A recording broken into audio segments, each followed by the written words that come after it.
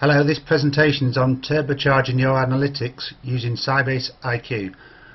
I'm Mike Potts, a Principal Solutions Architect at Sybase. I've got a background of 23 plus years building BI solutions for a number of blue chip clients. So in this demonstration we're going to demonstrate the exceptional load performance of Sybase IQ. You'll see us loading 2 million rows in about 11 seconds. We'll show how powerful Sybase IQ is at iterative analysis, so allowing the users to keep asking questions and drilling further and further down into the data. We'll look at the agility of IQ, allowing you to make changes to queries without any issues of re-indexing or repartitioning, and to add columns quickly without having any issues with rebuilding tables or restructuring data. And there'll be no performance degradation by having wide tables with many columns. A typical solution in a company is as follows. You'll have users wanting to run reports and do analysis across data. Typically they need to run it against production data, but they're not allowed access to production data, so a data warehouse is built.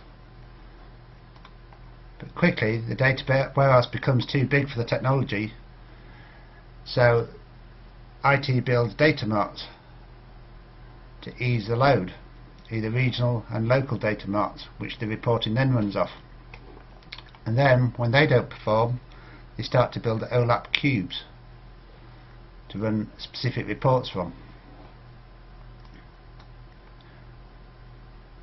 And over time, for each region, each area, you end up with a lot of marts and then a lot of cubes for the various business needs. And by the time the report data gets to the report, it's out of date. Any changes to the application can render the report useless and mean multiple changes. So not just in production, it'll have to be done in the data warehouse, the regional data mart, the local data mart, and then in all the cubes. So it'd be great if you could just have a single repository.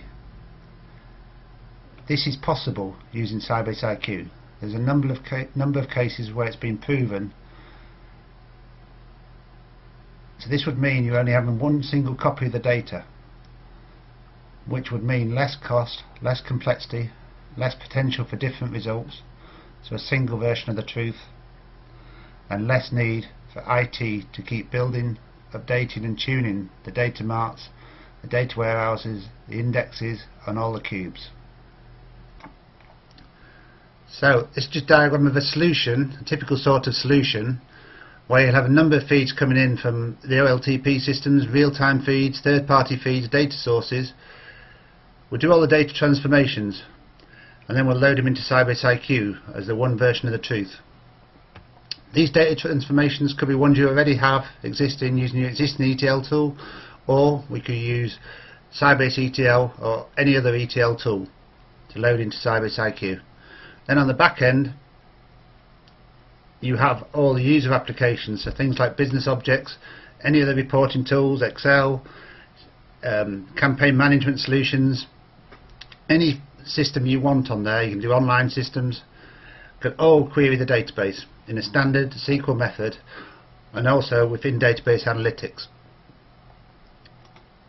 So the outline of the demonstration today, the hardware it's going to be running on is my laptop in VMware, which is much slower than a server environment.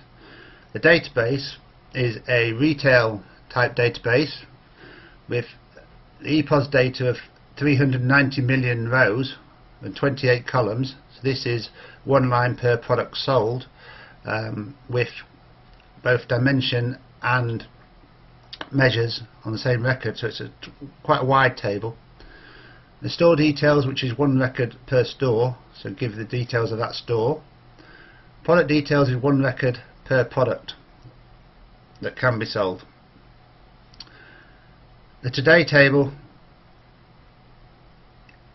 that's something we build, and it allows simpler selections in the reports. So you can do things like last week, last quarter, last financial quarter. These were all defined in advance, but they're updated on a daily basis to make reporting much simpler and the users not have to work out when certain reporting periods are. The load speed, we're going to demonstrate the speed of loading 2 million rows, 28 columns in about 11 seconds. We're going to demonstrate the creation of a new column, which typically is very difficult to do in relational type databases.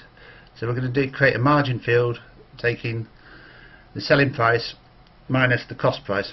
And we're going to look at reporting software, so we're going to demonstrate using business objects to do that iterative analysis.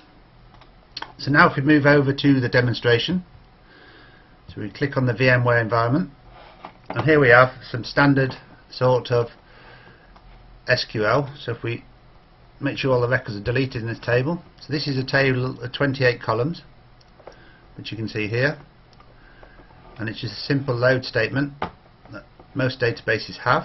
So we'll quickly run this. This should take about 11 seconds.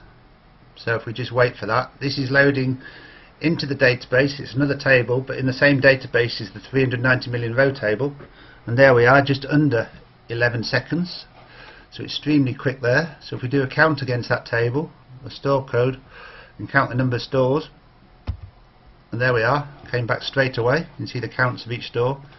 Now if we did the same thing, this is the 390 million record table, and there you are, that just came back straight away as well. So you can see the power already about Sybase IQ. Now if we just create this new column called Mike's Margin, okay, at the moment, so if we create it, so there we are, we created it, then we update it, so we're simply saying set Mike's Margin equal net sales value, which is another column, minus the cost price, which is another column.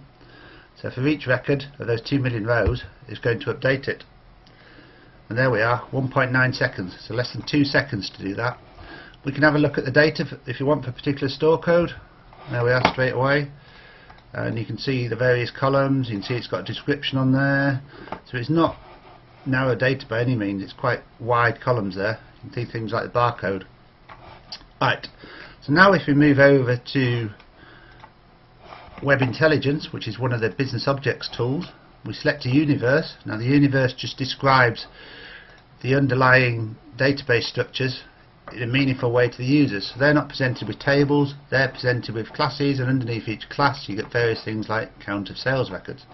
So first of all, if we quickly do a count of sales records, and there we are, here's the count.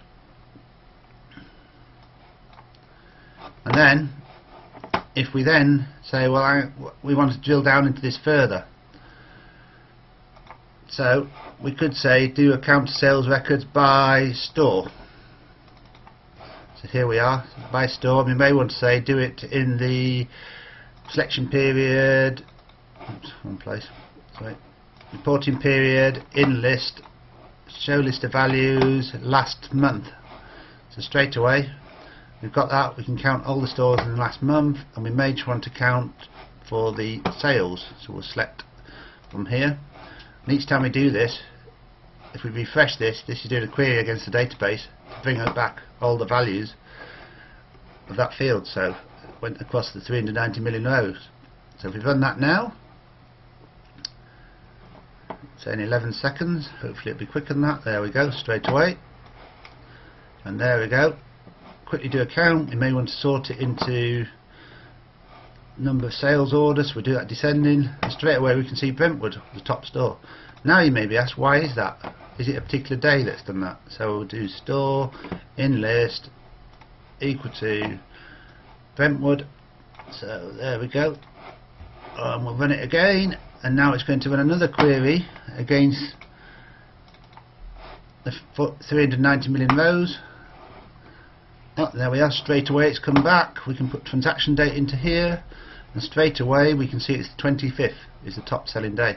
Now you may be asked, well, what was sold on that day? So you may want to say, well, let's look at products sold. So let's do product description. We could say I want to select just look at that one day now. So we do product, we could say equal to, we'll have a look at the calendar, go back to that date, 25th of the month. We can run that, and very quickly it should come back with a result, and there we are. Yet again it queried against that 390 million row database, and we've got a count back straight away. We can see it's groceries. What we may want to do is drill down to the next level, so we could enable drill in business objects, and there we are. And you can right click on here and say drill down to product description, so it's going to run a new query against that 390 million rows, and this should take probably 5 seconds. Oh, there we are, it's finished, and now we can see it's Muffin Mars, and then we can drill back up to product description if we wish. Then what you may wish to do is do something product propensity and show which products are being sold with which product. Now this can be quite time consuming to do, right? Most databases, I've seen this taking hours and hours, if not days, to run, because the data has to be extracted elsewhere then joined together. But simply we can do it inside the database. We could have a quick look at the SQL being generated here by business objects, and you can see straight away it's joining its table to itself to create the propensity. So now if I run that query, so it's joining the whole table to the whole table, all 490 million rows, we shall see how long this maybe takes 10 seconds. So look, and there we are, and I can drag in the product propensity into here, and we shall see straight away that grocery was mainly sold with household sundries. So straight away you've got some information that would typically take much longer, and you may even have to go to IT to ask for more fields. Each of these queries you may have gone back to IT, and that could take another day to get that extra field given to you, but this product has enabled the users to do self-serve. Now if we flip back to the presentation, so what have we seen? We've seen a load of 2 million rows, which took just under 11 seconds. We did a creation of new column on the 2 million row table, which was under 2 seconds, so extremely quick. We did a query against 400 million rows, and that returned almost instantly. We did a number of queries, and very complex queries, and they were all returning under 10 seconds. So Sybase IQ is allowing you to ask those multiple questions until you find that golden piece of data which is giving you the real value. We were using business objects to generate the SQL without any SQL knowledge, so it's given the self-service approach to data analytics. So why would you buy IQ? It's extremely fast, as you've seen. It enables you to do that iterative analysis without the latency of data. You can do the agility to change the database structure easily without any administration overheads. It's got a low total cost of ownership. It runs on standard hardware. You need minimal DBA resources. It's typically a 3:1 compared to other databases, and the really powerful thing, unique thing, is you can run multiple user types on the same data. So you can have multiple servers sharing the same underlying database. You could have your call center users using a couple of servers, and your analytic users sitting on their own server, absolutely killing that server, but still you're able to meet the SLAs and using exactly the same data. So you're only loading it once, you're only keeping one copy. It's a column based architecture, so the number of columns in a table is not a problem. This allows you to design the database structure to meet the business needs, rather than things like the third normal form or star schemas, which are really there to meet the needs of the database and its lack of performance.